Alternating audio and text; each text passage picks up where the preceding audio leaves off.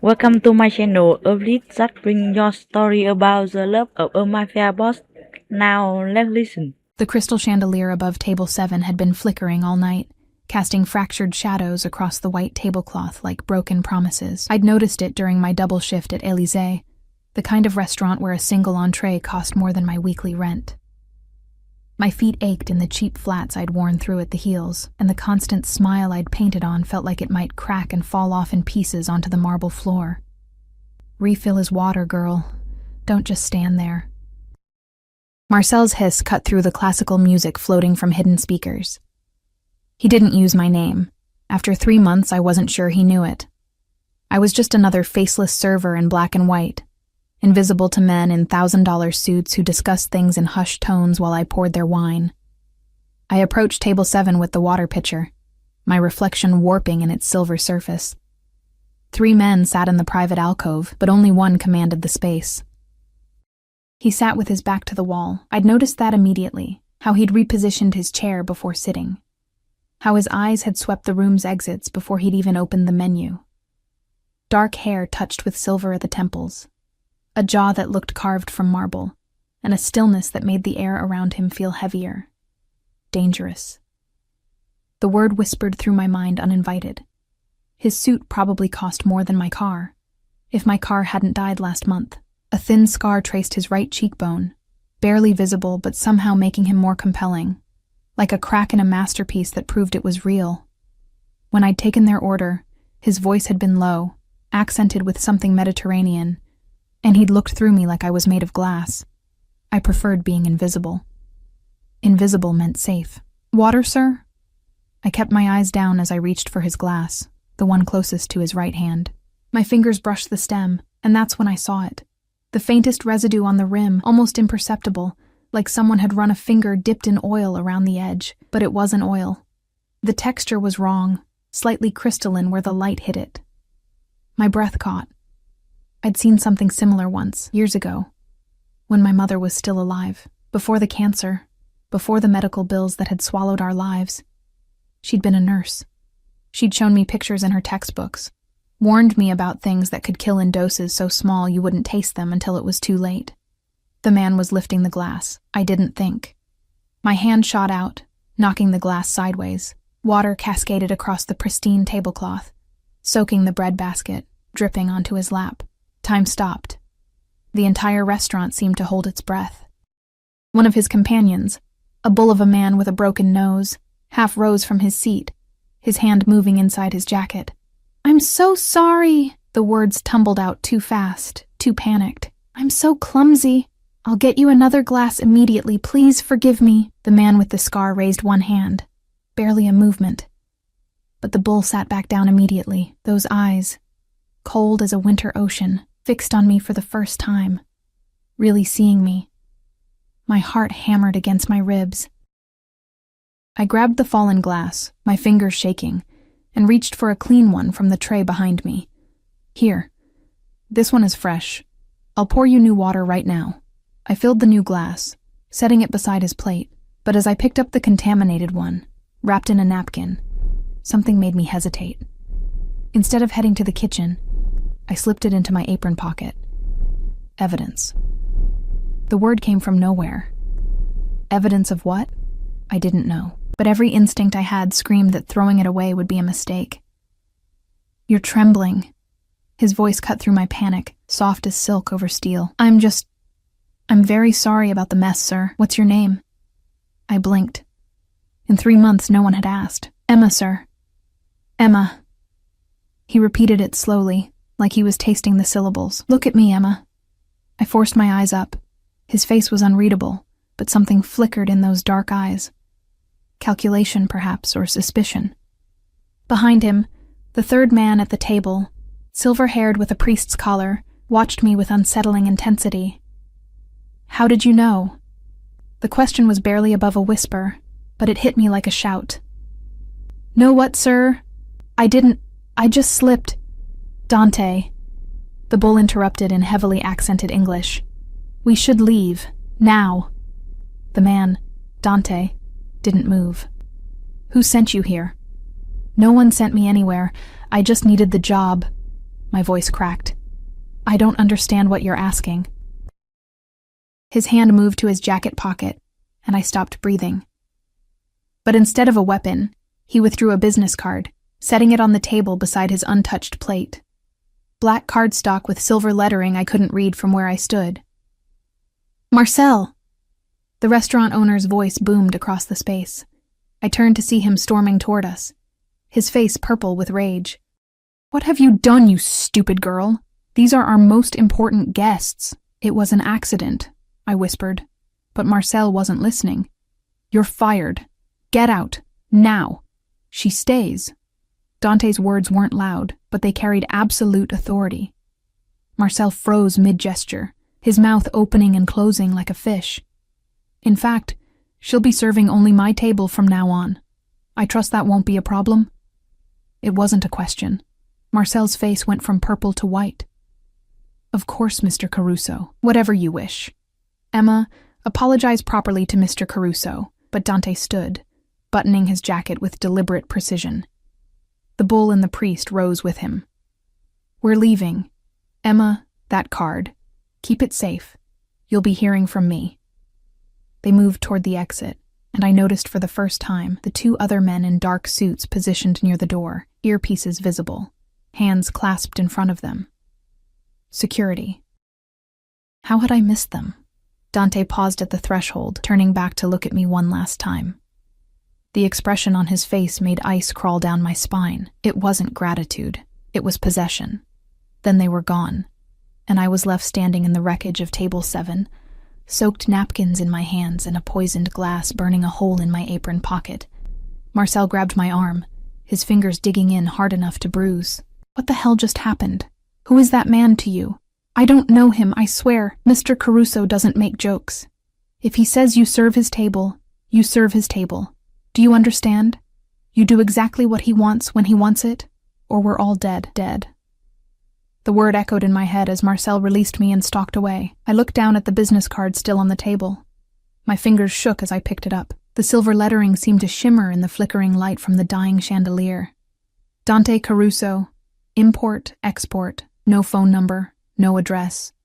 Just a name that made the other servers whisper when they thought I couldn't hear. Just a title that meant nothing and everything. And below, handwritten in ink so black it looked like dried blood, Villa Rosa, midnight. Come alone. The glass in my pocket felt heavy as a stone. I thought about throwing it away, about running home to my cramped studio apartment, and pretending this night had never happened, but I knew with sudden, terrible certainty that running was no longer an option. Dante Caruso had looked at me, really looked at me, and seen something he wanted, and men like him always got what they wanted. I worked the rest of my shift in a fog, going through the motions while my mind raced. Every time the door opened, I jumped. Every shadow seemed to hide watching eyes. The other servers avoided me now, as if whatever I'd touched might be contagious. Only Marie, the older French woman who worked the bar, pulled me aside near closing. You don't know what you've done, Cherie, she whispered, her lined face full of pity. Dante Caruso is not a man you want noticing you. Who is he? She laughed, but there was no humor in it. Who is he? He's death in a handmade suit. He's the reason half the police force looks the other way. He's... She stopped, glancing around nervously. Just forget tonight happened. Burn that card. Don't go to wherever he told you to go. But even as she said it, I knew I wouldn't follow her advice. Because in my pocket, wrapped in a napkin, was proof that someone had tried to kill Dante Caruso, and I was the only one who knew. The question wasn't whether I would go to Villa Rosa. The question was whether I would survive it. The address wasn't hard to find. Villa Rosa sat in the hills above the city like a crown on a tyrant's head, visible from almost anywhere if you knew where to look. I'd passed it 100 times on the bus route to work, always wondering what kind of people lived behind those iron gates, in that sprawling estate where lights glowed warm against the night sky like captured stars. Now I knew. Monsters lived there. Beautiful, dangerous monsters who could end my life with a gesture. I should have stayed home. Should have burned the card like Marie said, flushed the contaminated glass down the toilet, and pretended Dante Caruso was just another wealthy customer who'd leave a generous tip and never return. But at 11:30, I found myself on a bus climbing into the hills, wearing the only dress I owned that wasn't my work uniform, a simple navy blue thing I'd bought at a thrift store for my mother's funeral. The glass sat in my purse, still wrapped in the napkin. Evidence. Insurance. A death sentence in crystal form. The bus dropped me at the base of the long driveway. Wrought iron gates stood sentinel, cameras perched like ravens on the stone pillars. I approached on foot, my heels clicking against the pavement too loud in the midnight silence. Before I could reach for the intercom, the gates swung open with a low groan. They'd been watching, waiting. The driveway curved through manicured gardens that probably cost more to maintain than I made in a year. Solar lights illuminated rose bushes heavy with blooms that perfumed the cool air, their sweetness almost cloying. The main house rose 3 stories, all creamstone and arched windows, lit from within like a jewel box. A fountain dominated the circular drive, water cascading over marble angels frozen in eternal prayer. 2 men in dark suits materialized from the shadows as I approached the front steps. One was the bull from the restaurant. Up close, his broken nose looked like it had been reset badly, probably more than once. The other was younger, with cold eyes and hands that moved to pat me down before I could protest. "Arms up," he ordered in accented English. "I'm not armed." "Arms." "Up," I complied, face burning as his hands moved efficiently over my body. He found my purse, rifled through it. His fingers paused on the wrapped glass. Our eyes met. He pulled it out slowly, holding it up to the light from the house.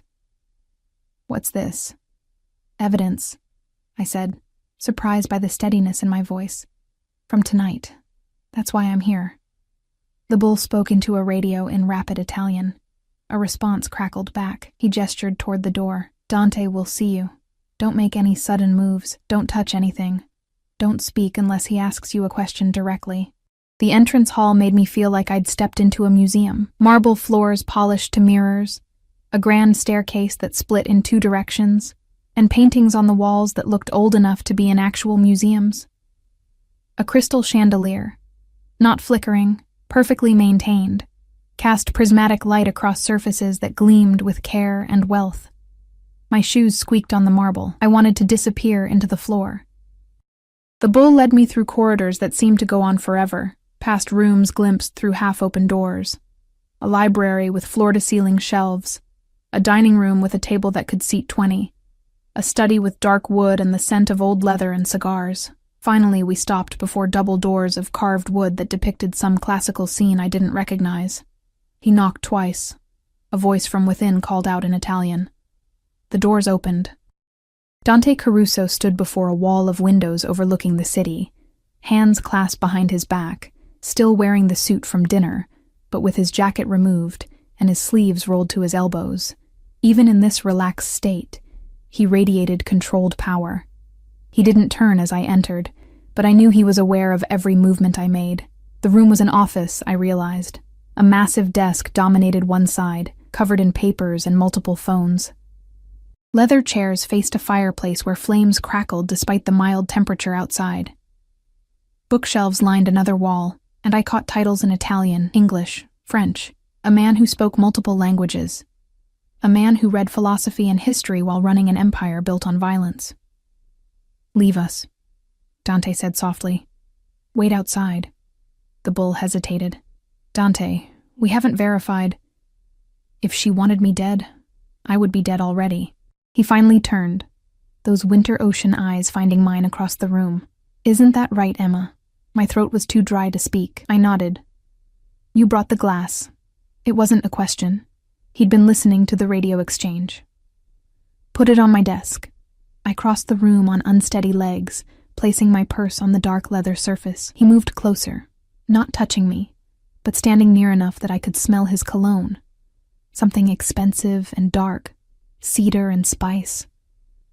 His fingers extracted the wrapped glass with careful precision. "Do you know what was on this rim?" he asked, unwrapping it slowly. I think it was poison, some kind of toxin, ricin." He held the glass up to the firelight, examining the residue. "Extracted from castor beans, tasteless, odorless, causes organ failure within days. By the time symptoms appear, it's too late for treatment. A professional's choice." He set the glass down and turned to face me fully. How did you know? I didn't. Not for certain. I struggled to find words. My mother was a nurse. Before she died, she taught me things. About poisons, about what to watch for. I saw the residue on the rim and something felt wrong, so I just reacted. Just reacted. He repeated my words with something that might have been amusement. Do you have any idea what you did tonight, Emma? I spilled water on an important customer? You saved my life. He moved to the desk, pressing a button on one of the phones, and in doing so, you painted a target on your back the size of this house. The blood drained from my face. What? Whoever poisoned that glass is now wondering why I'm still alive. They were watching, certainly. They saw you switch the glasses. They saw me leave unharmed, which means... The door burst open. The priest from the restaurant entered, followed by two other men I hadn't seen before. One in an expensive suit that strained over his bulk, the other thin and nervous-looking with wire-rimmed glasses. They all started speaking in Italian at once, voices rising in argument. Dante raised one hand. Silence fell instantly. English. He said quietly, "We have a guest." The priest turned to look at me for the first time. Really look at me. His eyes were kind but shrewd. "This is the girl? The waitress? This is Emma. Emma, this is Father Antonio, my consigliere. The large gentleman is Marco, my head of security. And the one who looks like he's about to have a heart attack is Luca, who was supposed to taste everything that came to our table tonight." Luca went even paler, if that was possible. "Dante, I swear, I don't know how it happened doesn't matter right now." Dante's voice remained soft, but something in it made Luca flinch. "What matters is that someone got close enough to poison my drink. Someone who knew where I'd be, when I'd be there, and had access to that table before we arrived." "An inside job," Marco rumbled. "Has to be. Restaurant staff, one of the suppliers, maybe someone in the kitchen. Or one of our own people," Father Antonio added quietly.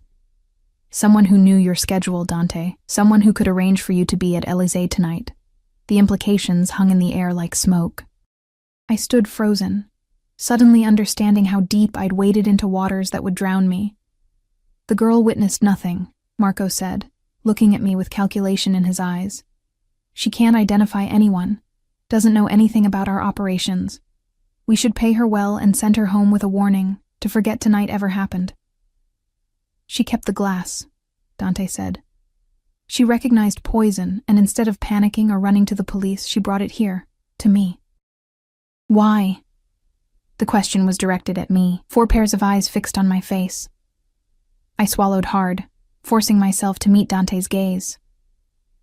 "Because going to the police would have been useless. Men like you..." I stopped, reconsidered my words.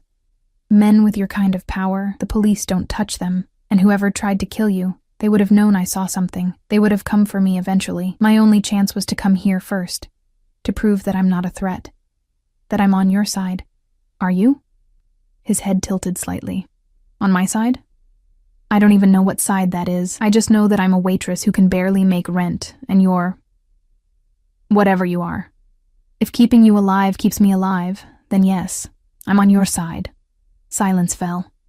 Father Antonio laughed suddenly, a warm sound that seemed out of place in the tension. "She's smart, this one, and honest. Refreshing." "She's a liability," Marco countered. "Anyone who saw her at the restaurant..." "Will assume she's my new mistress," Dante interrupted smoothly. "Unremarkable. Expected, even. A man in my position taking an interest in a beautiful young woman causes no suspicion." My face burned.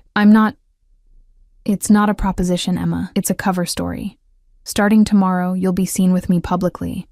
At restaurants, events, anywhere I go. You'll live here, in the guest house. Marco's men will provide security.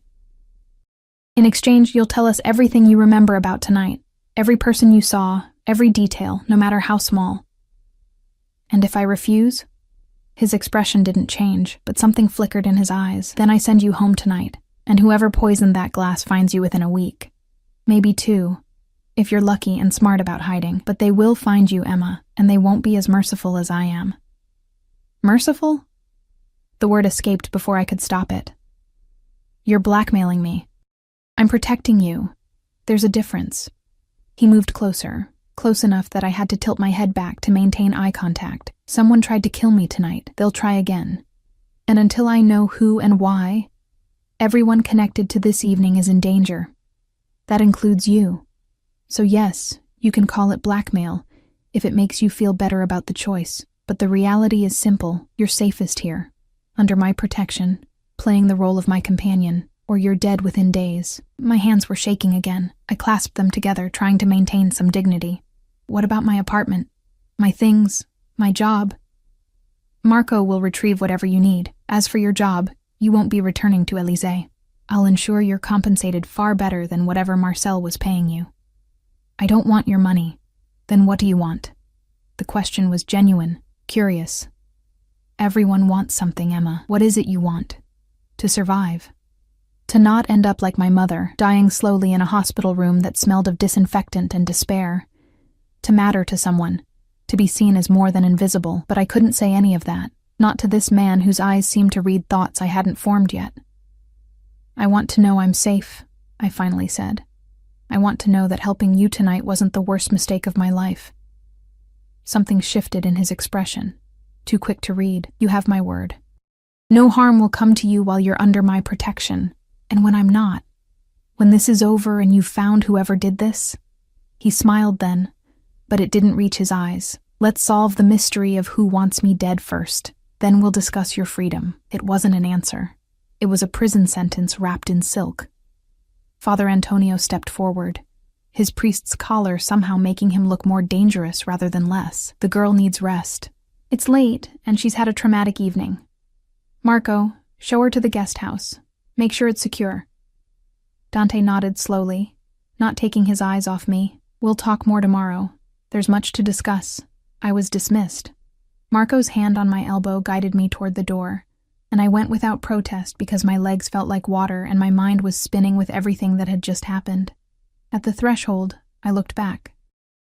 Dante stood in the firelight, his face half in shadow, holding the poisoned glass like it was made of spun gold rather than death. Our eyes met across the space. "Thank you," he said quietly. "For my life." Before I could respond, Marco pulled me into the corridor. The doors closed with a soft click that sounded like the ceiling of a tomb. The guest house was larger than my entire apartment building. Marco led me down a stone path lined with solar lights, past the main villa to a smaller structure that still managed to be 3 times the size of any place I'd ever lived. White stucco walls, terracotta roof tiles, and windows with actual shutters that looked functional rather than decorative. He unlocked the door with a key from his pocket, stepping inside first to check the rooms while I stood on the threshold like a vampire waiting for an invitation. "Clear," he grunted, returning to hand me the key. "Alarm code is 4782. Don't open the door for anyone except Dante or myself.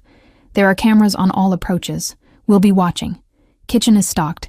Bedroom upstairs. Bathroom attached. Don't try to leave the property. Am I a guest or a prisoner?" His expression didn't change. "Both. Get some sleep. Tomorrow starts early." Then he was gone, footsteps crunching on gravel as he disappeared back toward the main house. I stood alone in the doorway, my purse clutched like a shield, staring into a space that smelled of lavender and lemon polish. Slowly, I stepped inside and closed the door, engaging the lock and the alarm with shaking fingers. The main room was all cream and gold. A sofa that looked too expensive to sit on, a fireplace with a mantel decorated with fresh flowers, a kitchenette with marble counters and appliances I didn't recognize. French doors opened onto a small patio, but heavy curtains had been drawn across them. I checked anyway, confirming they were locked, then moved through the space like a ghost, touching surfaces to prove they were real. Upstairs, the bedroom made me want to cry. A massive 4-poster bed dominated the space, dressed in white linens that probably cost more than my monthly rent. The bathroom had a clawfoot tub, heated floors, and towels so soft they felt like clouds. Someone had already placed toiletries on the counter, expensive brands I'd only seen in magazines. I caught my reflection in the mirror and barely recognized myself. My dark hair had come loose from its bun, falling around a face too pale, with eyes too wide. I looked haunted. Hunted. I was both. Sleep didn't come easily. I lay in that enormous bed, staring at shadows on the ceiling, replaying everything that had happened. The glass. The poison. Dante's eyes when he'd looked at me like I was a puzzle he intended to solve. The way he'd moved, all controlled violence wrapped in expensive fabric. The casual way he'd discussed my death as an inevitability if I didn't comply with his demands. You're safest here, under my protection. Protection. The word tasted like ash. This wasn't protection. It was ownership. He'd claimed me the moment I'd knocked that glass from his hand, marked me as his in front of witnesses who would spread the word through whatever dark networks men like him operated. I was his mistress now, whether I wanted to be or not, his possession, his responsibility, his prisoner.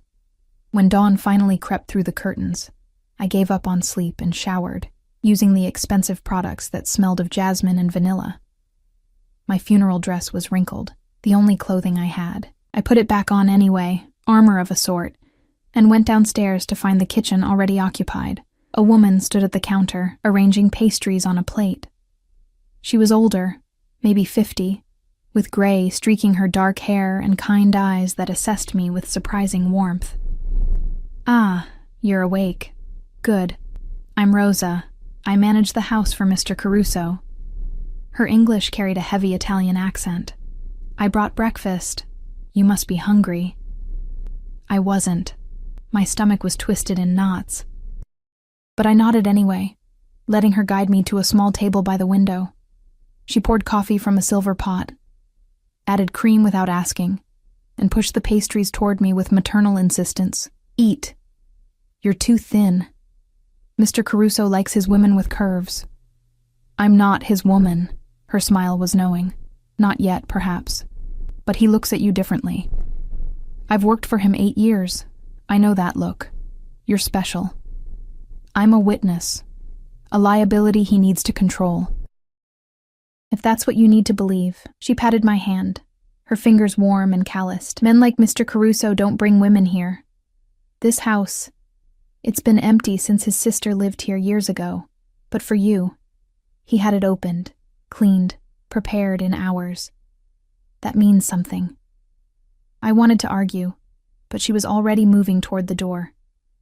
Someone will bring your clothes from your apartment this morning. Mr. Caruso wishes to see you at 10. Wear something nice. You're going into the city. Then she was gone, leaving me alone with coffee and pastries I couldn't eat, and the growing certainty that I'd fallen into something far more complicated than a simple protection arrangement. At 9:30, a knock at the door made me jump. I checked the window first. Marco stood on the path, holding several shopping bags with designer labels I recognized from magazine ads. I disarmed the alarm and opened the door a crack. Your things from the apartment, he said, not unkindly, and some new items Mr. Caruso thought you might need. The bags landed in the entryway. I rifled through them, finding my meager possessions, some clothes, toiletries, the photograph of my mother I kept on my nightstand, mixed with tissue-wrapped packages that contained dresses, shoes, and lingerie so expensive I was afraid to touch them.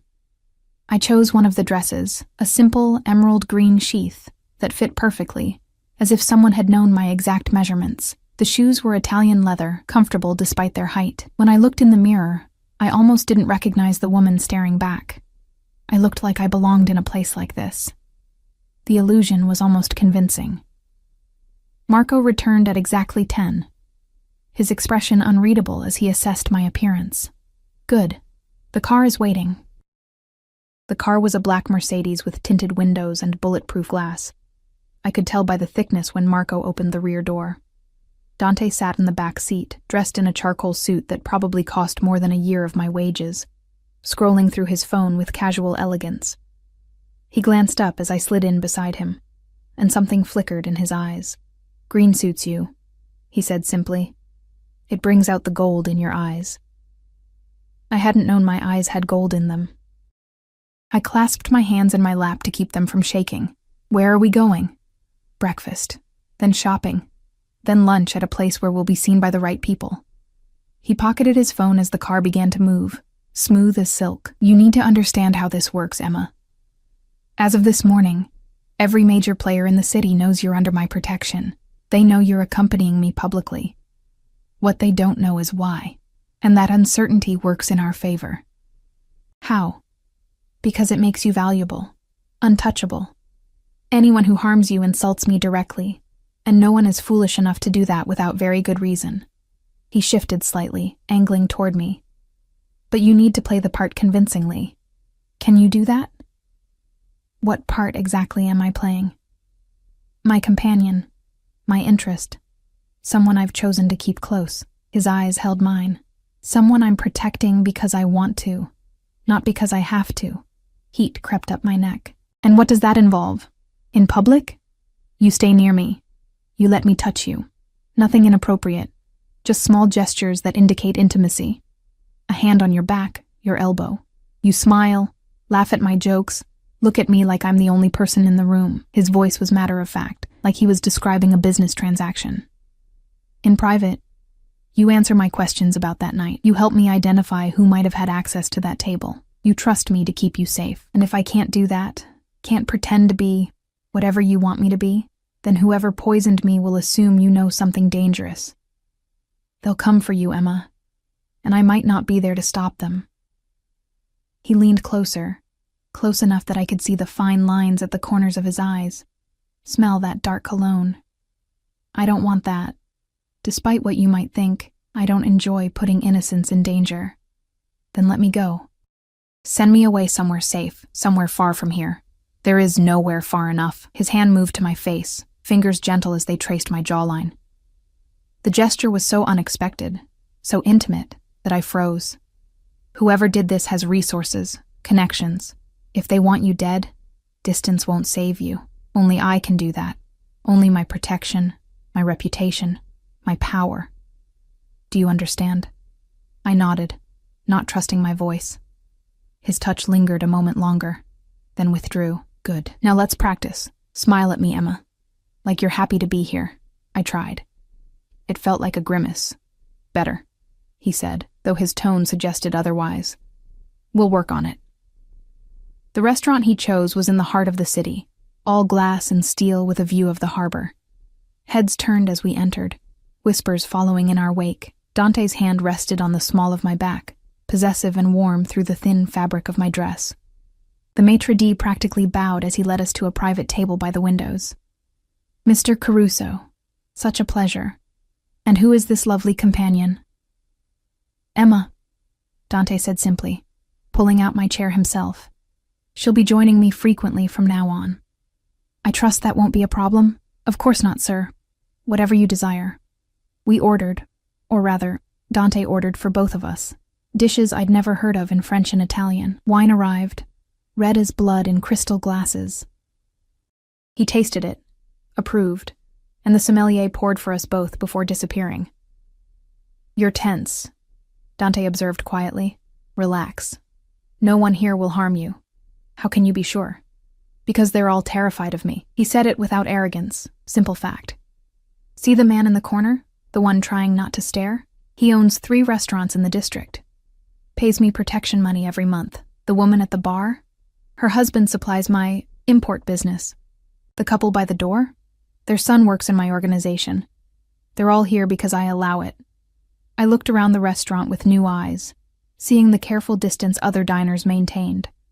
The way staff moved with extra deference when they approached our table. This wasn't just a meal, it was a display of power, of ownership, of me. Why are you really doing this? I asked suddenly. You could have had me killed, made the problem disappear. Why go to all this trouble? He was quiet for a long moment, swirling wine in his glass. You saved my life. Where I come from, that creates a debt, an obligation. I protect what's mine, Emma, and as of last night, you became mine. I'm not a possession. No. His eyes met mine with unexpected intensity. You're not. You're a puzzle I haven't solved yet, a woman who saw poison and reacted without hesitation, who walked into my home knowing what I am and didn't flinch. You're either very brave or very foolish, and I haven't decided which. Can't I be both? A smile tugged at his lips, genuine this time. Perhaps. We'll see. Our food arrived. Elaborate presentations that looked too beautiful to eat. Dante watched me take the first bite, something almost predatory in his gaze. I forced myself to eat slowly, To pretend this was normal, that I dined with dangerous men in expensive restaurants every day. Tell me about the restaurant, he said after a while. Élysée. How long did you work there? 3 months. Since my mother died and I needed the money for her medical bills. Medical bills? Cancer. She fought for 2 years, but I stopped, not wanting to share this with him. It doesn't matter. She's gone now. It matters. His hand covered mine on the table, warm and strong. To anyone watching, it looked like comfort, intimacy. You're alone. No family, no support system. That's why you needed the job, why you couldn't afford to lose it, why you've never learned to be anything but invisible. The accuracy of his assessment stole my breath. How do you? I make it my business to know things. About threats, about opportunities, about people who interest me. His thumb stroked across my knuckles, a gesture that sent unwanted heat through my veins. You interest me, Emma, very much. I pulled my hand away, needing distance. Because I saved you. Because you saw what others missed. Because you kept the evidence instead of disposing of it. Because you came to me instead of running. He leaned back, that dangerous smile playing at his lips. And because when I look at you, you look back. Most people can't hold my gaze for more than a few seconds. You've been staring at me like you're trying to figure out how to kill me since we sat down. I'm not. But I was. I had been cataloging exits, weapons, ways to escape if this went wrong. Old habits from a childhood spent with a father who taught me to always have an exit strategy before he'd abandoned us. You're a survivor, Dante said softly. Like recognizes like, Emma. That's why this will work. Before I could respond, his phone buzzed. He glanced at the screen, his expression darkening. We need to go. Now, what's wrong? They found your apartment. He was already standing, throwing cash on the table. Someone broke in an hour ago. Tore the place apart looking for something. My blood ran cold. Looking for what? Evidence. Information. You, his hand found my elbow, guiding me toward the exit where Marco already waited by the car. Whatever you saw that night, whoever poisoned me, they know you're a loose end, and they're trying to tie you off. The car ride back to Villa Rosa was silent, except for the rapid-fire Italian conversation between Dante and Marco. I caught words here and there: search, security, traitor, but most of it was too fast to follow. My mind raced with images of my tiny apartment destroyed, strangers rifling through my few possessions, looking for me. They would have found nothing. I owned nothing worth taking, nothing that could reveal where I'd gone. But the message was clear. They knew who I was. They knew I'd been there. And they wanted me silenced. When we reached the villa, Dante's hand closed around mine as we walked to the guest house. His grip was firm, almost painful, and when we were inside with the door locked behind us, he turned to face me with something raw in his expression. This is real now, he said quietly. This isn't just protection, isn't just cover story. Someone wants you dead, Emma, and they won't stop until they succeed, or I stop them first. So what do? We find them before they find you. He stepped closer, close enough that I had to tilt my head back to meet his eyes. And you stay close to me, closer than you've ever been to anyone. Because the moment you're out of my sight, you're vulnerable. Do you understand? I nodded, my heart hammering against my ribs. Good. His hand came up to cup my face, thumb brushing my cheek in a gesture that felt too intimate, too real. I won't let them hurt you, I promise you that. It should have felt like comfort. Instead, it felt like a collar snapping closed around my neck, beautiful and suffocating all at once.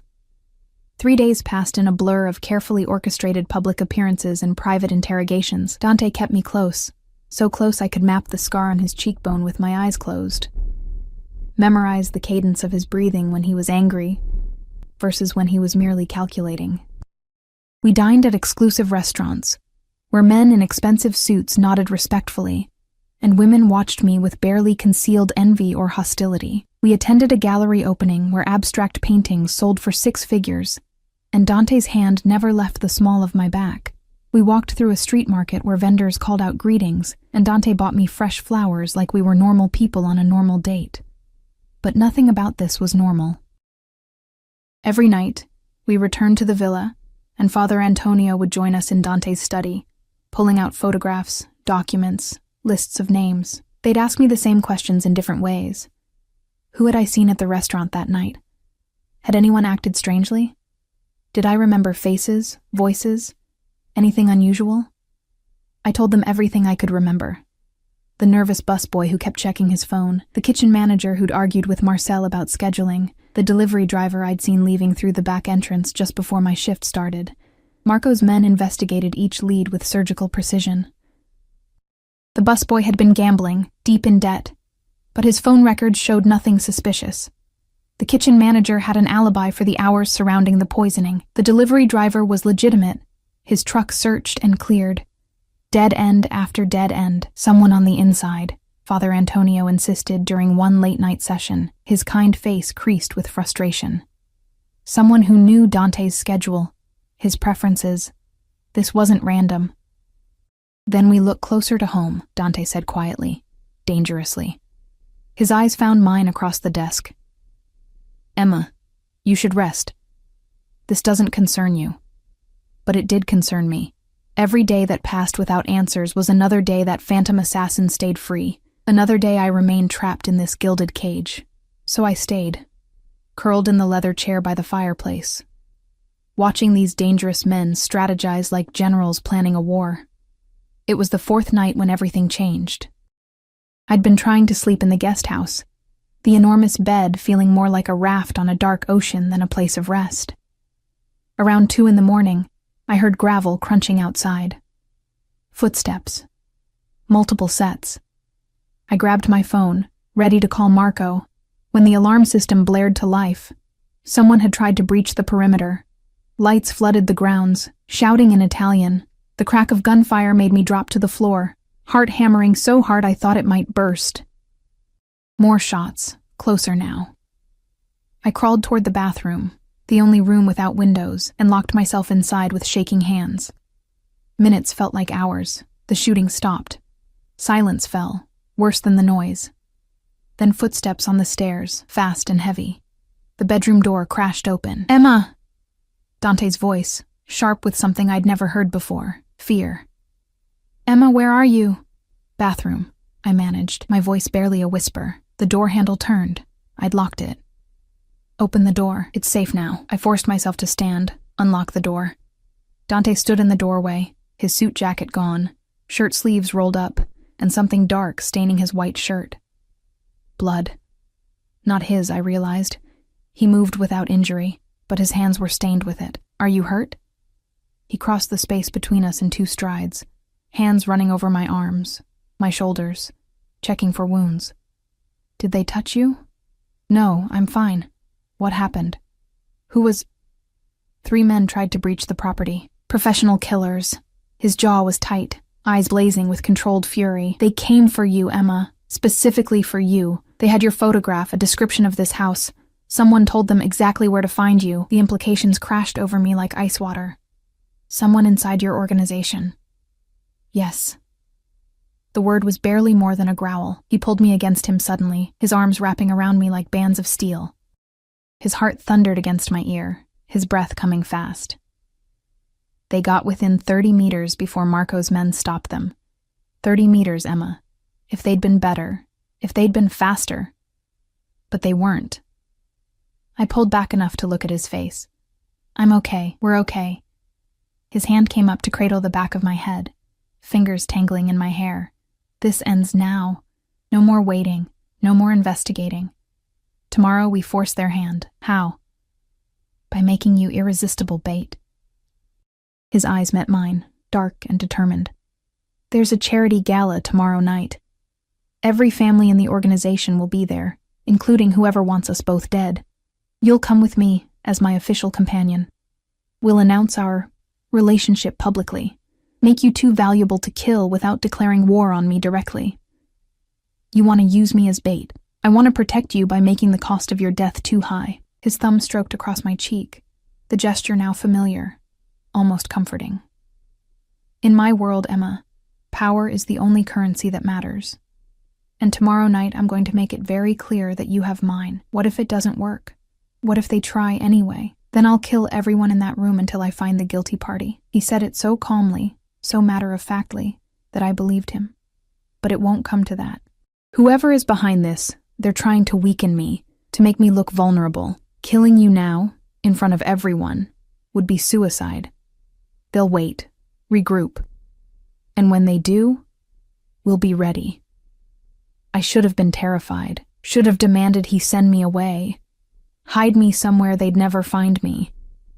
But standing in his arms, his blood on my skin from where he touched me, I realized something that made my chest tight. I trusted him. This dangerous man who'd made me his prisoner had somehow become my only anchor in a world spinning out of control. "Okay," I whispered. "I'll do it." Something shifted in his expression, surprise, perhaps, or satisfaction. "You're braver than you know. Or more foolish. You said you hadn't decided which." "I've decided." His forehead touched mine, his breath warm against my lips. Definitely brave. The moment stretched between us, heavy with possibility. His eyes dropped to my mouth, and for one insane second I thought he might kiss me. Wanted him to, despite everything. But he stepped back instead, the mask of control sliding back into place. "Try to sleep. Marco will post guards outside your door until morning. You're safe now." But as he left, I realized I didn't feel safe. I felt like I was standing at the edge of a cliff, and tomorrow night I would either learn to fly or fall into an abyss that would swallow me whole. The gala was held at the Grand Palazzo, a historic building that had been converted into an event space for the obscenely wealthy. Rosa had arrived early that morning with a team of stylists who transformed me into someone I barely recognized. The dress was midnight blue, almost black, with a neckline that plunged daringly and a skirt that hugged my curves before falling in soft waves to the floor. My hair had been swept up into an elegant twist. Diamonds, real diamonds, Rosa assured me, glittering at my ears and throat. "Mr. Caruso had these made for you," Rosa said, fastening the necklace. "They belong to his mother.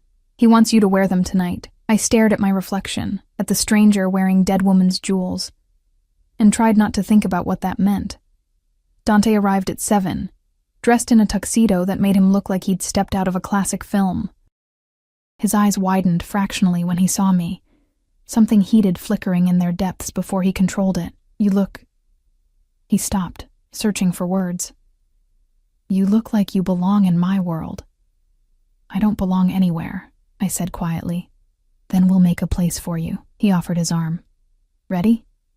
No, I'd never be ready, but I took his arm anyway and let him lead me to the waiting car. The palazzo was magnificent, all marble columns and frescoed ceilings, crystal chandeliers casting prismatic light across a ballroom filled with the city's elite. Men in tuxedos and women in couture mingled with champagne flutes, their laughter cultured and careful. But beneath the civilized veneer, I felt the danger. These weren't just wealthy socialites. These were the families that ran the city's underworld, dressed in Armani and pretending at respectability. Heads turned as we entered. Whispers rippled through the crowd like wind through wheat. Dante's hand tightened on mine, possessive and protective. "Stay close," he murmured. "Smile. Remember, you're here because I want you here. Act like you belong." We moved through the crowd, Dante accepting greetings and introducing me with casual ownership. "This is Emma. She's under my personal protection." The message was clear. Touch her, and die. Several men assessed me with calculating eyes, their expressions revealing nothing. Several women looked at me with barely concealed hostility. I was an outsider, an unknown variable in their carefully balanced equations of power. Father Antonio materialized from the crowd, dressed in his usual priest's garb despite the formal occasion. "They're watching," he said quietly to Dante. "Russo, Constantino, the Marchetti brothers, all the usual suspects. Let them watch." Dante's arm slid around my waist, pulling me against his side. To anyone observing, it looked like affection. I felt the tension coiled in his muscles, ready to strike. "Where's Marco?" "Positioned at the exits with our men. If anyone moves against you tonight, we'll know." A string quartet began playing from a raised platform, Couples moved toward the dance floor. Dante turned to me, his expression softening slightly. "Dance with me." It wasn't a request. He led me onto the floor, one hand at my waist, the other capturing mine. We began to move, and I was surprised to find he led well, guiding me through the steps with practiced ease. "You dance," I observed. "I do many things that might surprise you." His eyes held mine, intent. "You're doing well. They're all wondering who you are, why I've claimed you. Let them wonder. Is that all this is? Theater? Is that what you want it to be?" The question was loaded, dangerous. Before I could answer, a man approached, silver-haired and elegant, with cold eyes that reminded me of a snake. "Dante, how lovely to see you here. And who is this enchanting creature?" "Emma," Dante said coolly. "Emma, this is Lorenzo Marchetti, an associate, Marchetti repeated, his accent thick. "Such a diplomatic word. Your father and I were great friends, Dante." Before his unfortunate passing, something dark flickered across Dante's face. "My father's death was no accident." "No?" Marchetti's smile didn't reach his eyes. "Perhaps you should be more careful then. Men in our line of work, we have so many enemies, and bringing a beautiful young woman into such a dangerous world." He looked at me, his gaze crawling over my skin. "It seems almost reckless." Dante's hand tightened on my waist, almost painful. "Emma is none of your concern. Of course. I merely worry for her safety. These are dangerous times. Why, just the other night, I heard there was trouble at your villa. Attempted break-in, wasn't it? How frightening for your guest. The temperature seemed to drop. Every instinct I had screamed that this man was involved, that his innocent concern was a mask for darker intentions." Dante must have felt it too, because his body went rigid against mine. "If you know something about that incident," Dante said softly, deadly, "I suggest you share it. Now." "I know nothing." Marchetti spread his hands innocently. "Only rumors. You know how people talk. But perhaps you should consider that keeping such a valuable possession requires more security than you currently possess." His eyes found mine again. After all, accidents happen, even to those under the strongest protection. He walked away before Dante could respond, disappearing into the crowd. I felt Dante's heart racing against my palm, his breathing controlled but shallow. "That was a threat," I whispered. "That was a confession." His eyes scanned the room, finding Father Antonio and making some subtle signal. He as good as admitted he's behind the attempts. The arrogant bastard thinks he's untouchable. Why would he want you dead? My father's territory, his businesses, everything I inherited when he died. Dante's voice was hard as granite. Marchetti wanted it all, thought he could take it once my father was gone. But I was stronger than he expected. Smarter. So he's been trying to undermine me for years. And now he thinks killing me will break you, I finished. Make you weak, vulnerable. Yes. His arms tightened around me. But he's wrong. Hurting you won't break me, Emma. It will unleash something he's not prepared to face. The music swelled.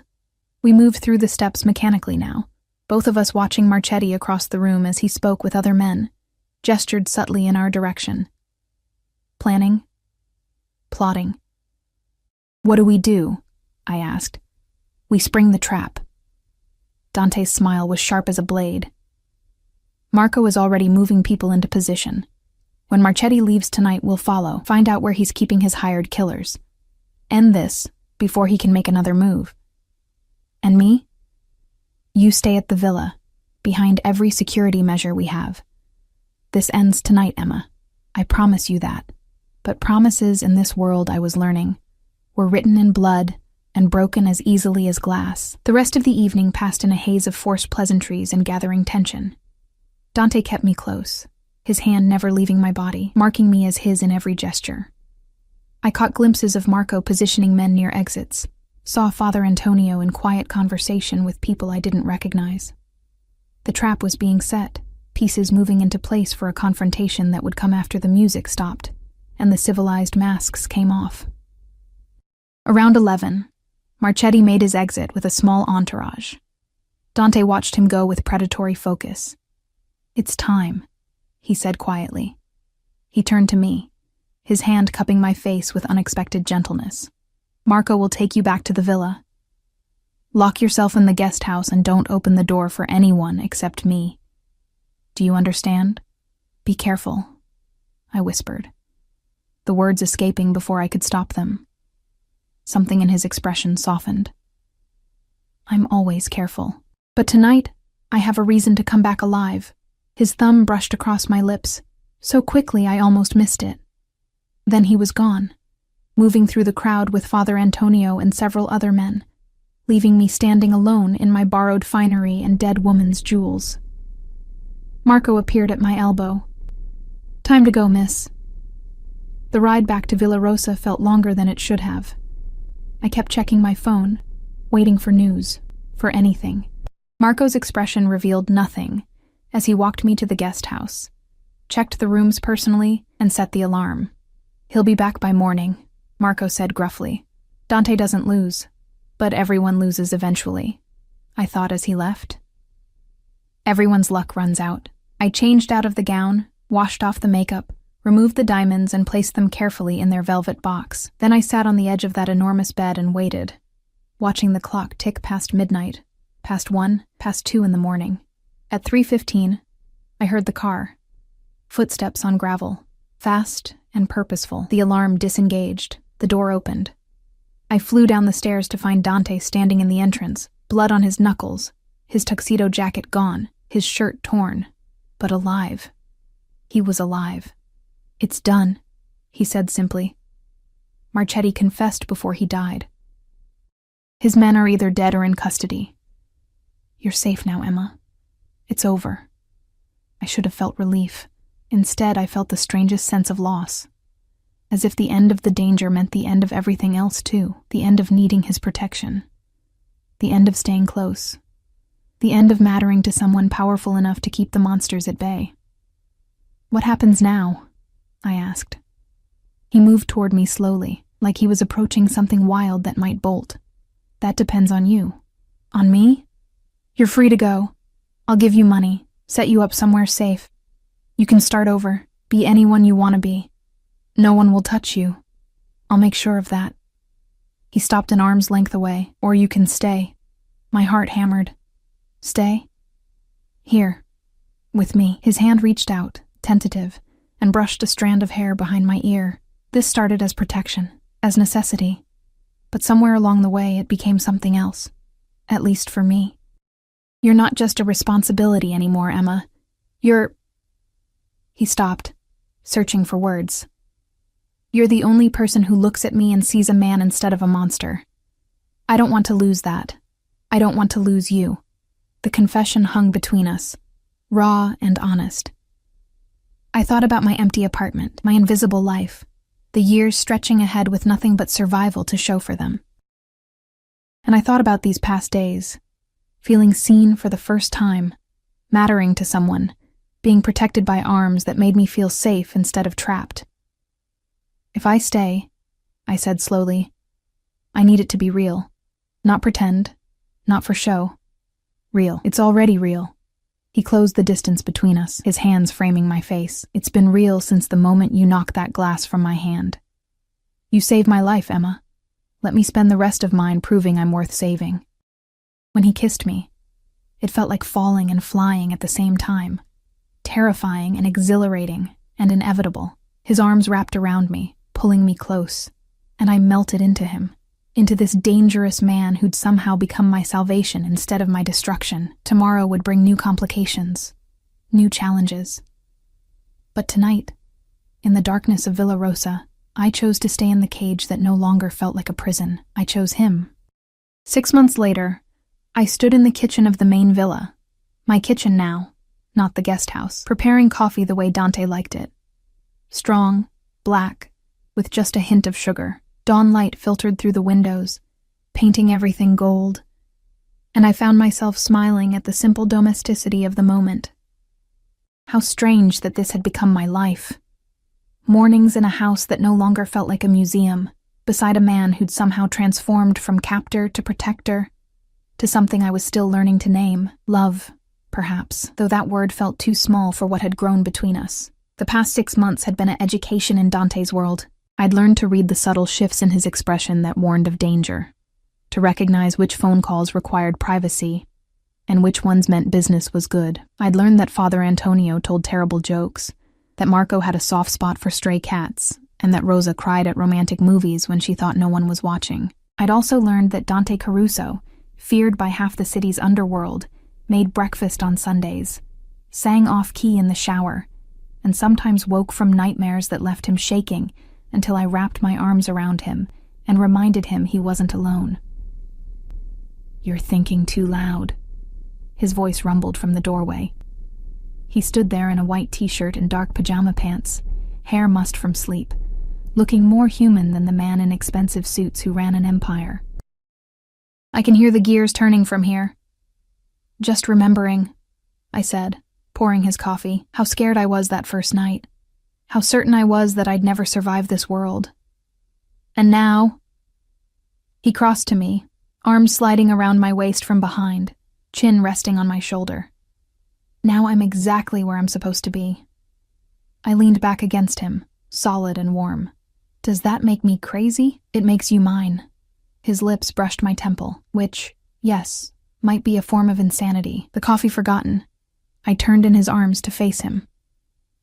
The scar on his cheekbone caught the morning light, and I traced it with my fingertip, a gesture that had become habit, ritual. "I never asked how you got this." "A knife fight when I was 16. My father's enemies thought killing his son would send a message." His hand covered mine, pressing it to his face. "They were wrong. It only made me stronger, meaner." "I don't think you're mean. You haven't seen all of me yet." But his eyes were soft when he said it, vulnerable in a way he only allowed behind closed doors, away from the men who needed him to be invincible. "Some parts of my world, Emma, they're dark, ugly. I've done things that would make you run if you knew." "Then don't tell me." I pulled his face down to mine, kissing him gently. "I know enough. I know you're dangerous, that you've hurt people, probably killed people. I'm not naive about what you do. But I also know you've never hurt me, never lied to me, and you've given me something I never had before. A place to belong. You could have belonged anywhere." "No." I cut him off firmly. "I was invisible before you, a ghost moving through life, barely existing. You saw me, Dante. Really saw me. How could I not fall in love with that?" The words hung between us, the first time either of us had said them aloud. His eyes widened fractionally, something raw and unguarded flashing across his face. "Say it again," he demanded, his voice rough. "I love you." Easier the second time, natural as breathing. "I love you, Dante Caruso, and I choose to stay in this world with you. Not because I'm trapped, but because this is where I want to be." He kissed me then, deep and claiming, and I lost myself in it, in him. Until Rosa's polite cough from the doorway made us break apart. "Breakfast will be ready in 20 minutes, she announced, studiously not looking at us. And Father Antonio called. "He's on his way with news about the Constantino situation." Dante's expression shifted. "Business replacing intimacy. Tell him to use the study entrance. I don't want Emma involved in this." "I'm already involved," I protested. "I live here. I'm part of your life. You can't protect me from everything. I can try." But he was smiling slightly, acknowledging the argument we'd had a dozen times. I wasn't content to be a kept woman, ignorant of the business that funded our life. I'd started sitting in on some meetings, learning the legitimate side of Dante's empire, the import businesses, the real estate holdings, the investments that looked clean on paper even if their origins were murky. I'd never be part of the violence, the criminal operations. That was a line we'd both agreed on. But I could understand his world without being swallowed by it. Father Antonio arrived as promised, his expression grave. We gathered in Dante's study, the room where this had all begun, where I'd stood 6 months ago holding a poisoned glass and not knowing my life was about to transform completely. "The Constantino family wants to meet," Father Antonio said without preamble. "They've heard about Emma, about your relationship. They want to discuss terms for a treaty." "Why?" Dante's voice was suspicious. "We've been at a stalemate for years. What changed? You changed." Father Antonio's eyes flickered to me, You have something worth protecting now, something vulnerable. They see an opportunity. Ice crawled down my spine. An opportunity for what? Leverage, Marco answered, appearing in the doorway. He'd been doing that lately, materializing when danger was discussed, as if he'd appointed himself my personal guardian. They think threatening Emma will force Dante to negotiate from weakness. Then they're idiots, I said flatly. Threatening me would just make him burn their entire operation to the ground. Dante's hand found mine, squeezed. She's not wrong, but we should take the meeting anyway. Show them Emma isn't a weakness. She's a strength. That attacking her means declaring war on me, and that's a war they can't win. You want to bring her to the meeting? Father Antonio's eyebrows rose. Dante, that's... Smart, Dante interrupted. They're expecting me to hide her, to treat her like a secret shame. Bringing her openly, showing them she's under my protection and that I'm proud of that, it sends a message. It shows confidence, power. Or it paints a target on her back, Marco countered. The target's already there, has been since the night she saved my life. Dante stood, pulling me up with him. Emma, what do you think? Will you do this with me? 6 months ago, I would have been terrified. 6 months ago, I was a waitress who flinched at raised voices and made herself invisible to survive. But 6 months can change a person, especially when they're loved by someone powerful enough to reshape the world around them. When's the meeting? I asked. Dante's smile was fierce with pride. Tomorrow night. Neutral territory. The Monarch Hotel. They're Don, his sons, and whatever muscle they bring. We'll bring Father Antonio, Marco, and a security team. What do I need to do? Be yourself. Be the woman who saw poison and didn't hesitate. Be the woman who walked into a Mafia boss's house and demanded protection instead of begging for mercy. His hand cupped my face. Be the woman I fell in love with. My breath caught. He'd said it. Finally, after 6 months of showing me in 1,000 ways, he'd said the words, "You love me?" I whispered. Desperately, obsessively, probably unhealthily. His forehead touched mine. I told you that night. You became mine the moment you saved my life. But somewhere along the way, I became yours too. And I need you to know that before tomorrow, before you walk into that meeting. Whatever happens, whatever threats they make, know that I love you, that I'll die before I let anyone hurt you. Don't talk about dying. I gripped his shirt, suddenly fierce.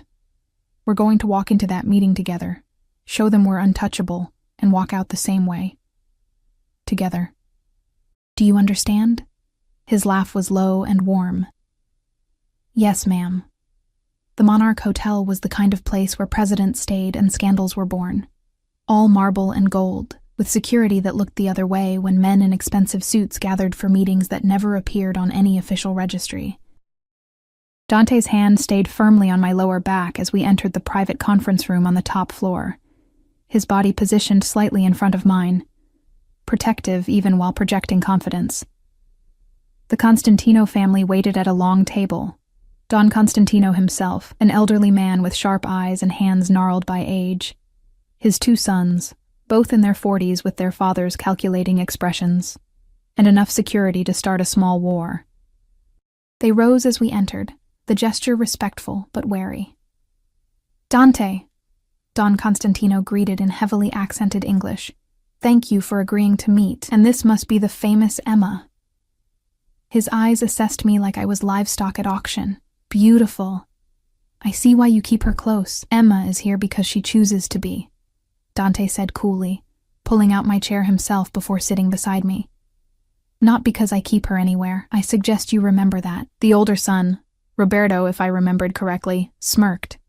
Of course. We meant no disrespect.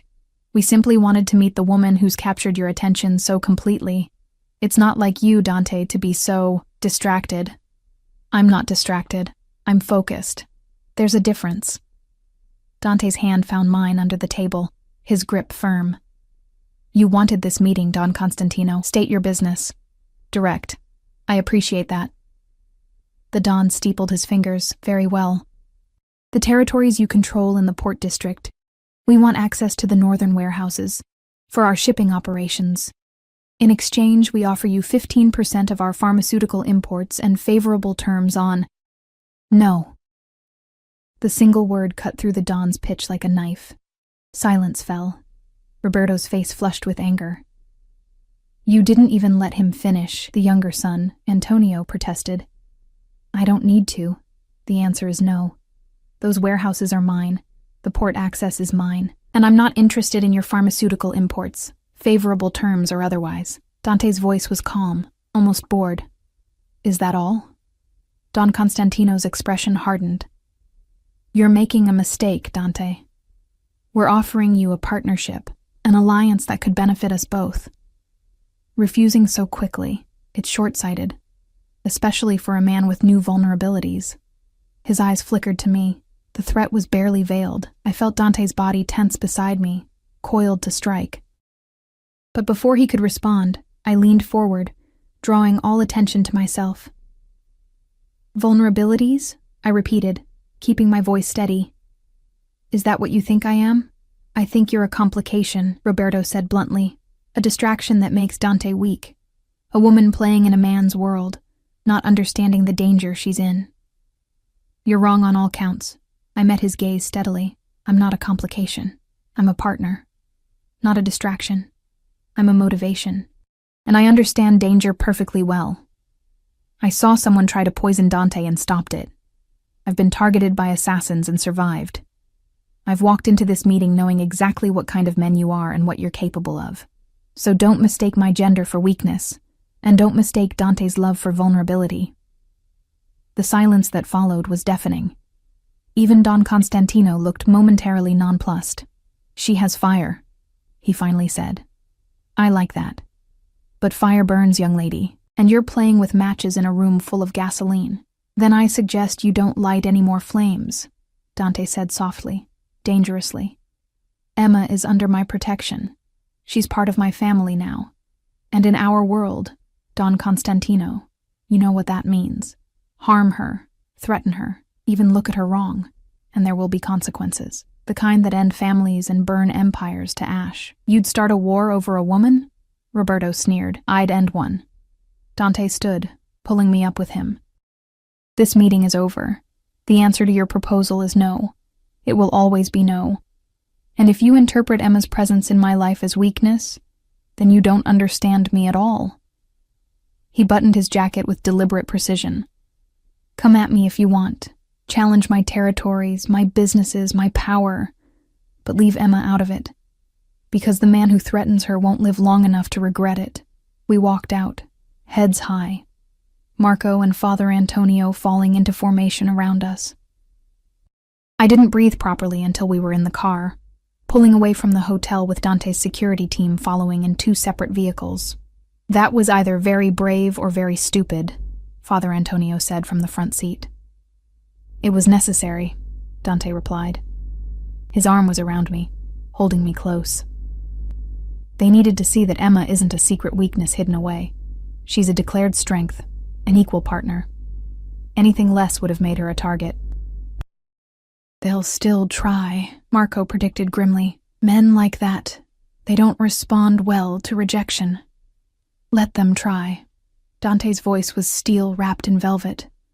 I've been preparing for this since the night Marchetti tried to have Emma killed. Every business, every alliance, every piece of leverage I've built, it's all pointed toward this moment, toward being strong enough that no one would dare touch what's mine, what's ours. I corrected quietly. I'm not a possession, remember? His expression softened. What's ours? He agreed. Together, the retaliation came 3 weeks later, but not in the way any of us expected. I was in the villa's library, curled up with a book, when Marco burst in with his phone pressed to his ear, his expression darker than I'd ever seen it. Where's Dante? He barked. In the city, meeting with the shipping contractors. What's wrong? The Constantinos hit one of our warehouses, burned it to the ground. 3 of our men are dead, 5 more injured. His jaw was tight. This is war, Emma. Real war. You need to get to the safe room now. My heart hammered, but I stood calmly. I need to call Dante first. He already knows. He's on his way back. But until he's here, The windows exploded inward, glass rained down like deadly snow. Marco threw himself over me, his weight crushing as bullets tore through the library. I heard shouting, the distinctive crack of gunfire from multiple directions. Marco's security team returning fire. Smoke began to fill the room, acrid and choking. "Stay down," Marco ordered, already moving, pulling me with him toward the door. But it burst open before we reached it, and 2 men in masks rushed in with raised weapons. Marco shot the first one without hesitation. The second got a round off that caught Marco in the shoulder, spinning him sideways. He went down hard, and suddenly I was alone, staring at a masked man whose gun was pointed directly at my chest. Time slowed. I thought about running, about screaming, about all the ways this could end, but mostly I thought about Dante, about never seeing him again, about leaving him alone in this dark world he'd tried so hard to protect me from. The man's finger tightened on the trigger. The shot never came. Rosa appeared behind him like an avenging angel, wielding a heavy candlestick that connected with his skull with a sickening crunch. He dropped like a puppet with cut strings. She grabbed my hand, yanking me toward a hidden panel in the wall I'd never known existed. "Safe room," she gasped, blood on her face from a cut above her eye. "Now! Move!" We tumbled into darkness, the panel sliding shut behind us just as more gunfire erupted. The safe room was small, reinforced, with monitors showing camera feeds from throughout the property.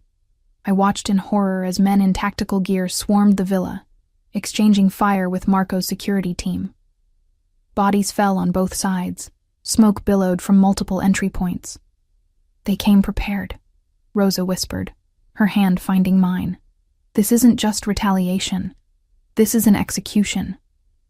"Where's Dante?" My voice broke on his name. She pointed to one of the monitors. A convoy of vehicles was racing up the driveway, moving fast enough to suggest desperation. The lead car, Dante's Mercedes, screeched to a halt near the front entrance. I watched him emerge, gun in hand, his face a mask of cold fury that made my blood run cold. He was magnificent and terrifying, moving through the chaos like a force of nature, his men falling into formation around him. I watched him kill 2 attackers with precise shots, watched him drag a wounded security guard to cover, watched him fight his way toward the villa with single-minded determination. He was coming for me. The battle lasted 17 minutes. I watched every second on those monitors, my heart stopping and restarting with every bullet that came too close to Dante. But slowly, inevitably, his superior training and knowledge of the property turned the tide. The attackers began to retreat, those who could. Those who couldn't were shown no mercy. When the last gunshot faded, Dante was already at the library wall, shouting my name. Rosa disengaged the locks, and the panel slid open to reveal him standing there, blood-spattered and wild-eyed, his chest heaving. "Emma," he breathed. And then I was in his arms, both of us shaking. I thought, when Marco called and said you were under fire, I thought I'd lost you. I'm okay. Rosa saved me. And Marco's hit. He needs medical. Already called. Helicopters inbound. But he didn't let me go, his face buried in my hair, his hands running over my back like he needed to confirm I was real. "This ends tonight. I'm done playing civilized. The Constantinos wanted war. They're going to get annihilation." "Dante, no." He pulled back, his hands framing my face, his eyes blazing with something primal and possessive. "They came into my home. They tried to kill you. There's no negotiation now, no mercy, no half measures. I'm going to erase them from existence, and I'm going to make it hurt." Father Antonio appeared in the doorway, his priest's collar askew, a gun in his hand that looked wrong and right at the same time. "We have 3 of their men alive. They're being questioned." "Good." Dante's smile was sharp as broken glass. "Find out who gave the order, who planned this, and where the rest of their family is hiding. Then prepare the men." "We move tonight. Dante," I said quietly, urgently. "If you do this, if you wipe out an entire family, there's no coming back from that. The other families will have to respond. You'll be starting something that could destroy everything you've built." "I know." His eyes met mine, and I saw the cost there, The weight of what he was about to do, the lives that would be ended, the blood that would be spilled. But they made their choice when they came for you. When they decided that hurting the woman I love was an acceptable strategy. So now I'll make mine. And I choose you, Emma. I choose protecting you over peace. I choose our future over their existence. I choose love over power. The words hit me like a physical blow. He was willing to risk everything, his empire, his position, his life, to keep me safe. And suddenly I understood what Rosa had said that first morning, about me being special. Dante Caruso, who'd built an empire on calculated decisions and cold logic, was about to commit emotional, irrational vengeance because someone had threatened what he loved. He was willing to burn the world for me. Then I'm coming with you, I said. Absolutely not. I'm coming with you, I repeated firmly. Not to fight, not to be in danger, but to be there, to witness what you're doing in my name. If you're going to risk everything for me, the least I can do is stand beside you when you do it. We stared at each other, wills clashing. Finally, he nodded slowly. You stay in the car, behind bulletproof glass, with Marco's best men surrounding you. The moment anything goes wrong, they get you out. Agreed? Agreed. The Constantino compound was in the industrial district, a fortress disguised as a manufacturing plant. Dante's convoy approached in the hours before dawn, when the world was caught between darkness and light.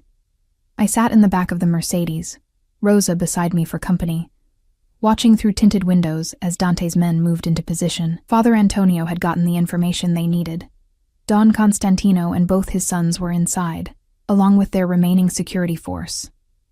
Dante had given them one chance: surrender peacefully and accept exile, or fight and be destroyed. They chose to fight. The battle was brief but brutal. Dante's men moved with military precision, breaching walls and overwhelming defenses with superior numbers and tactics. I heard the gunfire, saw the muzzle flashes, and forced myself not to look away. This was the reality of Dante's world, the violence that funded the beautiful villa, the expensive clothes, the life of luxury I'd chosen to share. When it was over, Dante emerged from the building, his clothes torn, blood on his hands. He came directly to the car, opening my door with shaking fingers. It's done, he said hoarsely. Don Constantino is dead. His sons are dead. Their operations are destroyed. It's over. I took his blood-stained hands in mine, not flinching from what they'd done. And now? Now we rebuild. Make peace with the other families. Show them this was about protection, not conquest, that I'll leave them alone as long as they leave us alone. His eyes searched mine, vulnerable and uncertain. Can you live with what I've done, with what I am? I thought about it. Really thought about it. About the violence, the darkness, the blood on his hands that would never fully wash away. About the life I'd chosen, the man I loved, the future that stretched ahead of us. Yes, I said simply. Because I know who you are when the doors close and the world falls away. I know the man who makes breakfast on Sundays, who has nightmares and needs to be held, who would burn empires to keep the people he loves safe. That's the man I choose, not in spite of the darkness, but with full knowledge of it. He kissed me then, desperate and grateful, and I tasted salt, tears or blood, I couldn't tell. Maybe both. Maybe it didn't matter. 3 months later, I stood in the gardens of Villa Rosa wearing a white dress that had been custom-made in Milan, diamonds at my throat that had once belonged to Dante's mother, and a smile that came easier now than it ever had before. The sun was setting, painting everything gold and amber, and a small gathering of witnesses, Father Antonio, Marco, recovered from his shoulder wound, Rosa, and a handful of Dante's most trusted people, watched as we exchanged vows. Not in a church. Dante's relationship with God was complicated at best, but in the gardens where I'd first walked as a prisoner and now walked as a bride. Where I'd learned that love could grow in the strangest soil, that monsters could be men, and men could be monsters, and that sometimes salvation came from the most unexpected places.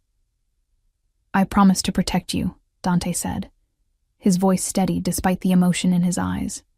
To cherish you, to stand beside you against whatever darkness comes. to be worthy of the gift you gave me that night, when you saved my life and changed everything. I promise to see you, I replied, tears streaming freely down my face. All of you, the darkness and the light, to choose you every day, in full knowledge of what that means, to build a life with you that's worth protecting. Father Antonio pronounced us married with a smile that suggested he knew exactly how unlikely this pairing was, and how perfect. Dante kissed me as the sun dipped below the horizon, and I felt like I'd finally come home. Later, after the celebration, we stood together on the terrace overlooking the city, the empire Dante had fought to protect, the world we'd navigate together. His arms wrapped around me from behind, his chin resting on my shoulder, and we watched the lights flicker to life in the darkness. Any regrets? He asked quietly. I thought about the waitress I'd been. Invisible, exhausted, surviving rather than living. I thought about the night I'd seen poison on a glass rim and made a choice that changed everything. I thought about fear and danger, and learning to love a man whose hands had killed, but whose heart had saved me. Not a single one, I said, turning in his arms to face him. You? Only that it took me so long to find you. His hand came up to cup my face, thumb tracing my cheekbone with infinite gentleness. Emma Caruso. My wife. My salvation. My home. And you're mine, I whispered against his lips. Monster and man, darkness and light. All of you. Always. We kissed as the city sparkled below us, two unlikely souls who'd found each other in the most impossible circumstances and chosen to build something beautiful from the ashes of violence and fear. It wasn't a fairy tale. There was too much blood for that, too much darkness that would never fully fade.